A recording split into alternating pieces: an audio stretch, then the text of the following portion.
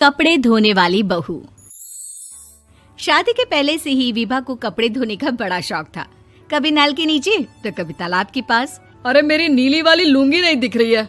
विभा की अम्मा कहाँ रखी है लुंगी? अरे वो तो विभा ने परसों ही धोकर रखी थी आपकी अलमारी में, देखो वहीं होगी। वो ना मैंने आज धो दी, मुझे लगा कि गंदी हो गई होगी।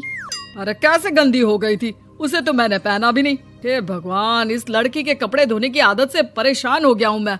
जितना तो घर में राशन नहीं आता उससे कहीं ज्यादा डिटर्जेंट पाउडर का खर्चा है। इसकी शादी करवा दो, शादी जाए अपने घर में ही करे काम, फिर चाहे घर के कपड़े धोने हो या पूरे गांव के। हाँ ठीक बोल रही हूँ, देखता हूँ मैं कोई लड़का। वो दिन भी आ जाता है जब विभा को देखने लड़के वाले आ जाते हैं। लड़की मुझे अच्छी लगी। होने वाली सास कहती है, बेटी अगर कुछ पूछना है तो पूछ लो। वैसे तो हमारी लड़की बहुत ही शर्मीली है, जो बोल दो वो मान लेती है, इसे क्या पूछना होगा। अरे कैसी बात कर रही हो माँ, मुझे इन लोगों के घर रहना है, सवाल तो कई है। हाँ हाँ बेटा पूछ लो ना, क्या पूछना है। आप लोगों के घर कपड़े कौन धोता है? सास का मुंह बन जाता है। देखो अगर तुम ये कहना चाहती हो कि तुम्हें कपड़े धोने नहीं आते तो सुन लो, कपड़े मैं ही धोती हूँ, लेकिन तुम्हारे आ जाने के बाद मैं रुमाल तक नहीं धोऊंगी। अरे चुप रहना भाग्यवान, बहू बेचारी घर आई नहीं, उसे डराना शुरू कर दिया। वो क्या है ना बिटिया, अभी तक तो ये कल्लू की माँ ही धोती थी, लेकिन अब तुम्हारे पापा तो दहेज में वॉशिंग मशीन देंगे ही।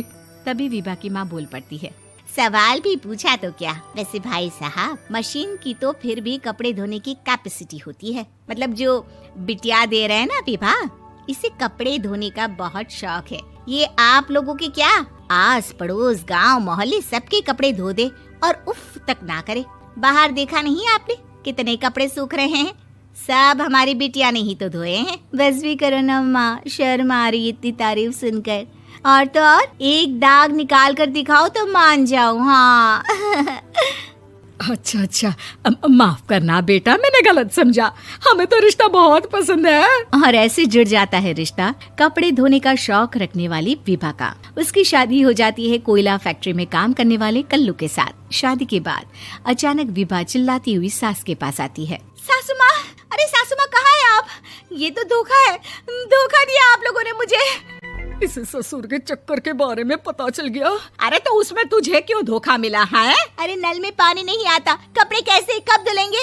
अच्छा तू पानी नहीं आ रहा उसकी बात कर रही है। तो आपने क्या सोचा? कुछ नहीं। अच्छा तेरी माँ ने कहा था कि कपड़े धोने का शौक है तुझे, याद आया मुझे। शौक बोलकर कपड़े धोने वाले मेरे जुनून को कम ना आके सासू माँ, कपड़ा धोना मेरा गुरूर है। तभी पति भी वहाँ आ जाता है। अभी मैंने इसे सनी देओल की फिल्म दिखाई है, उसी के डायलॉग मार रही है माँ। अच्छा सुन, साफ साफ बता रही हूँ, पानी सुबह 4 से 6 और शाम को 10 से 12 आता है, समझी? विभा टाइमिंग सुनकर हैरान हो जाती है। ये क्या भूतों का मोहल्ला है? सुबह 4 बजे उठकर कौन कपड़े धोता है? 4 बजे टंकी में पानी जाता है, फिर सारा दिन धोना ना, किसने मना किया? अरे कैसी बात कर रही हैं? 200 लीटर की टंकी में कितने कपड़े धो लूंगी मैं, सुबह ही उठ जाऊंगी मैं। अब क्या था, विभा सुबह 4 से लेकर रात के 12 बजे तक कपड़े ही धोती रहती। एक रोज सास पड़ोस से निकलकर कहीं जा रही होती है कि साथ वाली कहती है, हाँ कल्लू की माँ, जरा ये बताओ कि 2 साड़ी है, 2 ब्लाउज और एक पेटीकोट और एक नाड़े वाला लंबा कच्छा। हाँ तो? अरे तो क्या, कितना लोगी धुलाई ये बताओ। धोबन दिख रहे हैं हम क्या? हमारे पति सरकारी नौकरी से अभी रिटायर हुए हैं और बेटा सुपरवाइजर है कोयला फैक्ट्री में। धोबन समझ रखा है हमें।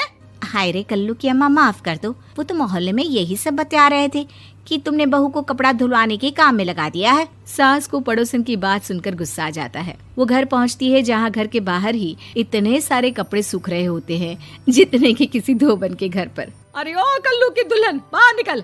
माँ जी यहीं आ जाओ, बाथरूम में चादर धो रहे हैं हम। अरे अभी हम धोते हैं, तुमको बाहर निकलो। ये आस पड़ोस वाले बोल रहे हैं कि हम बहू से कपड़े धुलवा कर उसे कपड़ा धोने वाली बना दिए हैं।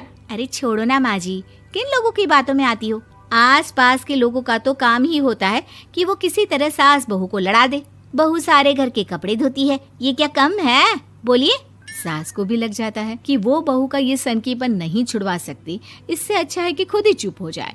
एक रोज सास और बहू मंदिर जाते हैं, जहाँ सास की साड़ी वहाँ खड़ी भीख मांगने वाली से मिलती है।